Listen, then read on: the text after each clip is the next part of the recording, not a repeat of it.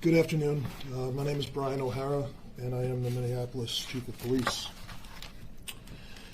Many of you have seen the social media videos that were circulating online last night of a fully marked Minneapolis police squad car receiving a barrage of fireworks repeatedly in the area of Bidé-Makaska. An MPD officer manning that car exercised professionalism and extreme restraint under those circumstances, and once the fireworks barrage was over, pursued the individual on foot after the shooting of the fireworks was over, through the crowd, and safely took that person into custody. Yesterday was the 4th of July, and while we encourage all of our residents to celebrate and enjoy our Independence Day of our great country, the targeting of innocent people with fireworks is unlawful, dangerous, and wholly unacceptable. As we saw last night, this behavior is not only a danger to the targets of the unlawful behavior, but it's also a danger to those who choose to engage in this activity themselves. And while there are countless people throughout our city celebrating with fireworks and across the communities around our country, doing so safely and lawfully, this was but one example of 16 individuals that were arrested by members of the MPD last night for so brazenly and recklessly discharging fireworks at vehicles and at people throughout our city. We are very fortunate that there were no serious injuries this year in these incidents because of this egregious behavior. This underscores the incredible challenges Minneapolis police officers were facing throughout the night, simply trying to keep our residents safe. Going into this weekend, the MPD knew we needed to be prepared for this type of activity. We more than doubled our staffing in comparison to July 4th of last year, and we had dozens of additional officers working in various specialty units, and we were also assisted by dozens of Minnesota State troopers and Hennepin County Sheriff's deputies throughout the night. We were very strategic and took action to close certain roadways, disrupt traffic patterns, and limit access to the Stone Arch Bridge and other areas, while simultaneously dealing with the challenges of dispersing all of these crowds of onlookers that were at these gatherings. The MPD responded to hundreds of calls for service at the same time, including 4 shooting incidents that happened in a very short period of time. When compared to last year, the MPD was overwhelmed and overrun. This year, we kept these groups on the run throughout the night. We made over a dozen arrests, and we're thankful that no one was seriously injured by this activity. Over the last 2 weekends, the city of Minneapolis has welcomed hundreds of thousands to our great city to enjoy the abundance of summer festivals, concerts, and celebrations that our communities have to offer. In preparation for this, the MPD engaged in significant planning efforts to ensure the city and all residents remain safe. This continues a trend that we have seen, as we have seen decreases in all categories of serious violence throughout this year. Year to date, there have been 104 fewer shooting victims in our city. There have been 14 fewer murders. That decrease in gun violence continued throughout this weekend. And despite having the lowest staffing level in decades, we've already recovered nearly 600 illegal guns from our streets. In perspective, there were over 600 guns, slightly over 600 guns recovered in all of 2016. The reduction in gun violence was also reflected this weekend. There were, however, 12 shooting victims through the 4th of July weekend in Minneapolis, but this is compared to 25 during the same period last year. A focused enforcement initiative that we had throughout the weekend with the Violent Crime Unit of the Hennepin County Sheriff's Office resulted in 17 arrests and 10 additional illegal guns being recovered from our streets. We know that there are certainly limits to proactively eliminate instances of this dangerous behavior throughout our city, as we simply cannot be on every street corner at the same time. But due to our strategic operational planning, we kept those who were trying to disrupt on the run throughout the night, and the MPD and its officers were able to respond more quickly and much more effectively to this disruptive behavior. Are there any questions? Yeah, Chief, you mentioned, I believe twice that there were no serious injuries, but my understanding is a young man, 17 years old. So to clarify, there were no serious injuries from these individuals discharging fireworks at people. Last year there were injuries. There were victims of people who had fireworks shot at him. There was an individual in a park last night that was trying to set off a firework that did get injured. That was his own, you're saying? Yes. Okay. And was that Bloom Island Park? I believe so. I can confirm that, yes. So last night, when you spoke to cameras, it was a much different tone because a lot Yes. of this stuff had not happened. This was after midnight. Describe Yeah. the difference in how all this happened in such a short amount of time. Yeah, so when I spoke last night, I think it was around 10:30. And, we had only had, throughout the city, until that point, there were lots of people setting off fireworks all throughout the city. The vast majority of that was, being done in a way that, people setting off fireworks, it wasn't this type of disrupted behavior. We had some reports of that until that night, and until that point in the night, and we had cleared out some groups, but it was really, I think after midnight, we had probably a couple hundred young people gathered in the area of the lake around B'day Makaska. And that was where it became challenging, just because there were so many kids gathered, onlookers, to observe this activity, and they were parked deeply into some of the neighborhoods there, and it took us time to clear everybody out. And just because of the volume of that, then it became, trying to keep disrupting them wherever they were then trying to go after that. So then, just on that note, do you still feel that closing the Stone Arch Bridge was a successful mitigation Yes, effort? absolutely. Yes. I mean, the areas where we had real problems last year, we disrupted traffic patterns, and we prevented some of those things from happening, but obviously we can't cover every inch of the city at the same time. Chief, what concern do you have about this continuing on Wednesday night? We continue to have plans. This was not something that we began, last night. This is something that we had been preparing for and had some instances throughout the night, but I have no specific information, to expect anything specific tonight. There was a clear effort to stop this. Why was last night different? This was throughout the weekend. I mean, we did not know which night there could be a risk for this type of behavior. There was some degree of, disruption and activity each night. We didn't know for sure that it was going to be last night. Did you worry this was inevitable?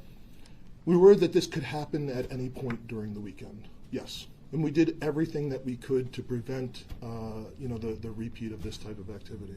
We've seen large groups doing this in cities, and are there any efforts in place to make sure that these mobs of people are not continuously doing this in Minneapolis? Yeah, I mean, this is something obviously that we were working with our partners and, actually trying to do some prevention work through community as well.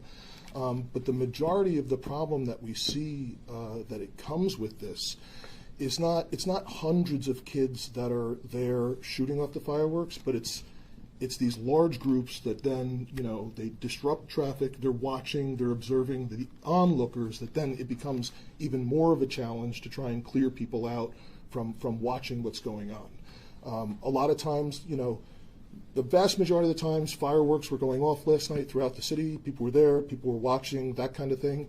What we were most concerned about is these types of groups that were either shooting them at each other or were shooting them into the roadway and that kind of thing. But it's challenging for us because we wind up having so many people that just want to stand around and watch. And that adds to and almost encourages some of the behavior. Chief, have you learned of anything from last night that you're going to take into next year as far as the 4th of July goes? Absolutely, yes. And we're going to continue to, do it in after action of our tactics and how we responded. And absolutely, we're looking to learn as much as we can to be better prepared next year. Chief, just to follow up on the bridge closure, neighborhood groups were always critical of diverting so many resources there. They felt like that wasn't the right call, and it just ended up, in retrospect, making these groups more widespread throughout the city rather than targeted toward downtown. What's your assessment of that decision in retrospect? Because the neighborhood group called it an utter failure. Yeah, I mean, I'm not aware of anything specific on the bridge. The bridge was not closed until, I think, 10 o'clock last night. I think in general, the area of the bridge and the area around Gold Medal Park, you know, on the other side of the bridge, was much different than what had happened there last year. And I think it wouldn't have been responsible of us, you know, knowing that, you know, these are areas where problems had gathered without trying to disrupt traffic patterns and that kind of But activity. did it prevent any bad behavior? You still saw it scattered throughout the city. We saw some of this stuff scattered throughout the city, yes, but we can't obviously be on every street at every time. You know, obviously there's still more to do, but I think it shows, you know, it shows a lot of the challenges that we're facing trying to deal with this. Any indication of the groups shooting at each other, the reason behind it? Are these rival groups or gangs, or is it just screwing around? I mean, It seems like, yeah, it seems like a lot of kids screwing around. What are the Yeah. ages of the people arrested? So we have 11 juveniles and 5 adults. We can get you the specific ages, but I don't have all of them. And I can tell you, of the 11 juveniles, 6 were taken to the Youth Connection Center to be cited for disorderly conduct, and 5 were booked at the JDC. Is it accurate to say the majority of these people were juveniles, or was it a mixture of the 200 you mentioned? It's a tough call. I mean, the ages are so close. Teenagers, I think, is probably the most accurate way to describe it. The officer whose squad was hit by this barrage of fireworks, was he inside the... He was inside the car. I was in the area. I was on most of these scenes myself last night. I spoke to him once we finally got, these hundreds of kids cleared out from that part of the city. And he was good. He was in good spirits, and we're thankful that, he wasn't injured. And I think, from everything I've seen, he handled it appropriately.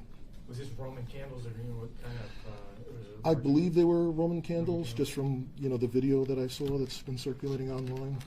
And it seemed like it's that type of, sort of rapid fire type fireworks. It left some, like soot marks on the hood of the radio car. Chief, there were reports of officers responding with 40mm rounds. Can you talk about the use of force used in response to being targeted? Yeah, so, I mean, obviously we are, we are trying to resolve all of these situations without ever having to use force at all. There was no use of 40mm like under a crowd control type condition. The use of 40mm was in response to imminent threats against people by these, fireworks being shot at people. I'm aware of one of them included the person that was ultimately arrested by the officer, that individual. And I know there was a second instance where in the same area around the lake where there was someone shooting the fireworks at people. Where there was a deployment of a 40mm, but that person, if someone was even struck by the 40mm, that person got away. They weren't able to capture the person. Do you know if anybody was struck by a 40? Yes. I believe, well, I know one was fired at the individual who was shooting at the police car. I don't know for sure if he was actually hit by it or not. And I know there was another instance where a person was fired at, where they were shooting at fireworks, but I don't know if that person was actually hit or not. But these instances, like all use of force, will be reviewed. And I want to, in particular, look at the entire response of our officers to this incident. And again, this is a situation where we are trying to de-escalate, and we're trying to get people to move along. We're trying to get people to stop shooting fireworks at people, but it's just not realistic to say we'll never have to use force. I mean, you've seen the videos of what our officers were up against. What's your plan tonight? Without divulging specifics, we will have additional resources, including resources from some of our partners available to respond. It's not something that is easily predictable, but we don't have anything specific to indicate that there's some specific threat tonight. Are you seeing coordination of this activity on social media? Is it being organized there? I can't comment with regards to the specifics, but certainly, it appears that there is communication between people, at least where to meet and that kind of thing. Do you have any idea if these groups that are getting together are at random, or if it's some of the similar groups that we've seen across the metro that have had issues? I don't have specifics about groups or any specific individuals being elsewhere throughout the metro. We could get information in addition to the arrests that I mentioned. I know there were a number of citations that were also released. And we've had particularly we've had these issues around Dinkytown and this area of the city, and I know just from our experience dealing with kids over there, oftentimes it is a lot of kids from outside of the city.